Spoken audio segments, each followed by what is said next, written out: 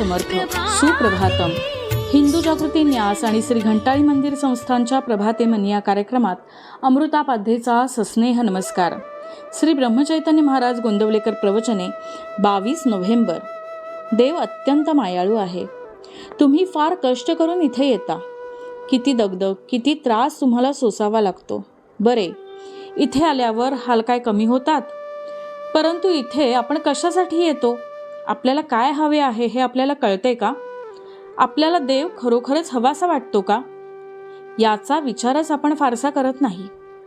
आपल्यावर काही संकट आले, किंबहुना आपले काही वाईट झाले की आपण म्हणतो, देवानी असे कसे केले?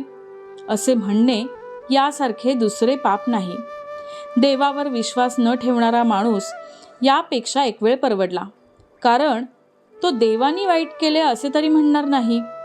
देव खरोखर अत्यंत मायाळू आहे. त्याला कुणाचेही दुःख सहन होत नाही. कोणत्या आईला आपल्या मुलाला दुःखी पाहून किंवा कष्ट झालेले आवडेल? म्हणून देवानी माझे वाईट केले ही खोटी समजूत प्रथम मनातून काढून टाका. द्रौपदीला जेव्हा वस्त्रहरणासाठी दुःशासनेने भरसभेत खेचले तेव्हा तिला वाटत होते की पांडवांना हे सहन होणार नाही. ते माझी विटंबना होऊ देणार नाहीत. ते दुःशासनाची खांडोळी करतील. तिला पांडवांबद्दल विश्वास वाटत होता. दुःशासनाने जेव्हा तिच्या पदराला हात घातला तेव्हा तिने आशेने धर्माकडे पाहिले. धर्माला वाटले, आता विरोध केला तर आपले सत्याचे व्रत उघडे पडेल. म्हणून त्यांनी लाजेनी मान खाली घातली. हे कसले अहमपणाचे लडबडलेले सत्य! तीच स्थिती इतर पांडवांची झाली. पुढे तिने भीष्माचार्यांकडे पाहिले, परंतु त्यांनीही मान खाली घातली. तेव्हा मात्र तिने जगाची आशा सोडली आणि कळकळीने परमात्मा श्रीकृष्णाला हाक मारली आणि त्याने अनेक वस्त्र पुरवून तिची अब्रू वाचवली. पुढे तिला एकदा श्रीकृष्ण भेटला असताना तिने त्याला विचारले की आधीच तू माझ्या बचावासाठी का नाही धावलास? तो दुष्ट केस धरून मला खेचून नेत असताना का नाही धावलास? तेव्हा श्रीकृष्ण म्हणाला, त्यात माझा काय दोष? मी तुझ्या रक्षणासाठी आतुर होतो. परंतु तुला पांडवांची आणि इतरांची आशा होती. ते रक्षण करतील असे तुला वाटत होते.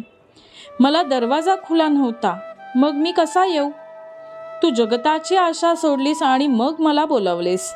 त्याबरोबर मी तुझ्या भेटीला धावलो. जगाची आशा, आसक्ती सोडल्याशिवाय परमेश्वराला आपली हाक कशी पोहोचेल? ज्या गोष्टीवर आपले प्रेम असते त्याच गोष्टीची आपल्याला नड लागते. आपल्याला देवाची नड लागली आहे का? देवाचे प्रेम लागायला त्याच्या अखंड सहवासात राहण्याची जरुरी आहे. हा सहवास जर कशाने साधत असेल तर तो एक त्याचे नाम घेतल्यानेच. भगवंताचे नाम घेऊन त्याचे प्रेम मिळवा, हेच माझे सांगणे आहे. बोधवचन. सर्व विसरून भगवंताला आळवले की तो कृपा करतो. मंडळी, रामरायाचे आणि श्री घंटाळी देवीचे शुभाशीर्वाद तुमच्या सर्व कुटुंबावर अक्षुण्य राहोत ही प्रार्थना. जानकी जीवन स्मरण. जय जय राम.